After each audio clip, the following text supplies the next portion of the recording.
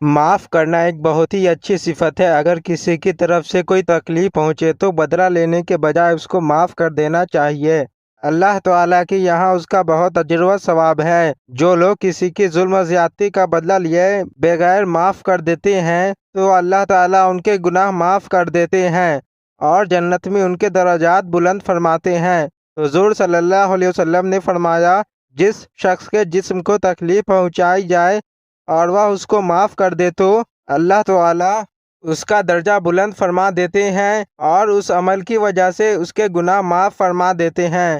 سوچے کہ ایک آدمی نے آپ کو تکلیف پہنچائی، اب آپ اس کو معاف نہ کرو بلکہ اس سے بدلہ لے لو اور اس کو بھی اسی طرح تکلیف پہنچاؤ جس طرح اس نے آپ کو تکلیف پہنچائی تھی، تو اس میں آپ کا کیا فائدہ ہوا؟ غور کریں گے تو آپ کو معلوم ہوگا کہ کچھ بھی فائدہ حاصل نہیں ہوا، اور اگر آپ اس سے بدلہ بھی نہ لو اور معاف بھی نہ کرو تو اس صورت میں اس تکلیف پہنچانے والے کو آخرت میں عذاب ہوگا، لیکن عذاب تو اس کو ہوگا مگر اس سے آپ کو کیا فائدہ ملے گا؟ اس موقع پر بھی تو آپ کو کچھ فائدہ نہیں ہوا۔ ان سب کے برخلاف اگر آپ نے اس سے بدلہ نہیں لیا اور اس کو معاف کر دیا تو اس صورت میں آپ کو بھی فائدہ ہوگا اور اس تکلیف پہنچانے والوں کو بھی۔ آپ سے تو اللہ بہت خوش ہوں گے اور بے پناہ اجر و ثواب سے نوازیں گے اور وہ بھی آخرت کے عذاب سے بچ جائے گا۔ خود ہمارے نبی صلی اللہ علیہ وسلم کی بھی یہی صفت تھی۔ آپ صلی اللہ علیہ وسلم کبھی کسی سے بدلہ نہیں لیتے تھے۔ اگر کوئی آپ کو تکلیف پہنچا دیتا یا آپ کی شان میں گستاخی کر بیٹھتا تو آپ اس پر صبر کرتے اور اس کو معاف کر دیتے تھے۔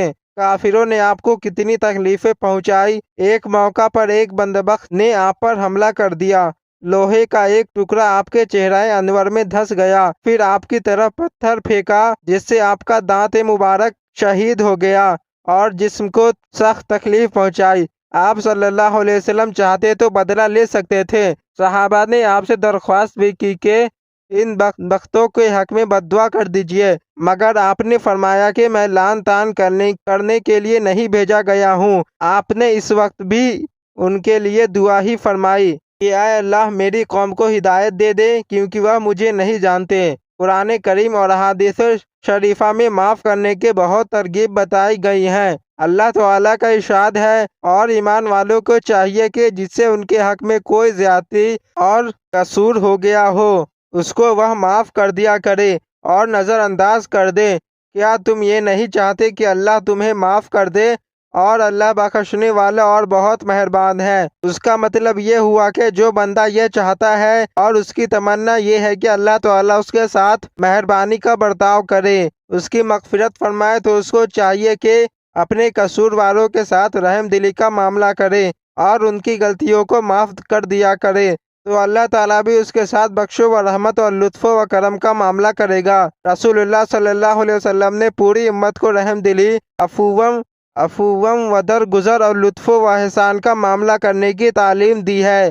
حضرت عقبہ بن عامر رضی اللہ عنہ کہتے ہیں کہ میں رسول اللہ صلی اللہ علیہ وسلم کے پاس آیا تو آپ صلی اللہ علیہ وسلم نے مجھ سے فرمایا، اے عقبہ بن عامر، اس سے جوڑو جو تم سے توڑے، اس کو دو جو تمہیں محروم کرے، اور اسے معاف کر دو جو تم پر ظلم و زیادتی کرے۔ خود حضور صلی اللہ علیہ وسلم اس قدر معاف کرنے والے تھے کہ دنیا میں اس کی مثال نہیں ملتی۔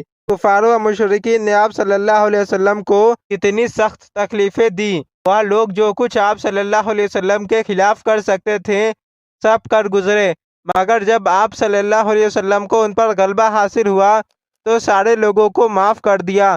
حالانکہ اگر آپ چاہتے تو ان سے ایک ظلم کا بدلہ لے سکتے تھے، لیکن آپ صلی اللہ علیہ وسلم نے فرمایا، آج تم پر کوئی ملامت نہیں، جاؤ تم سب آزاد ہو۔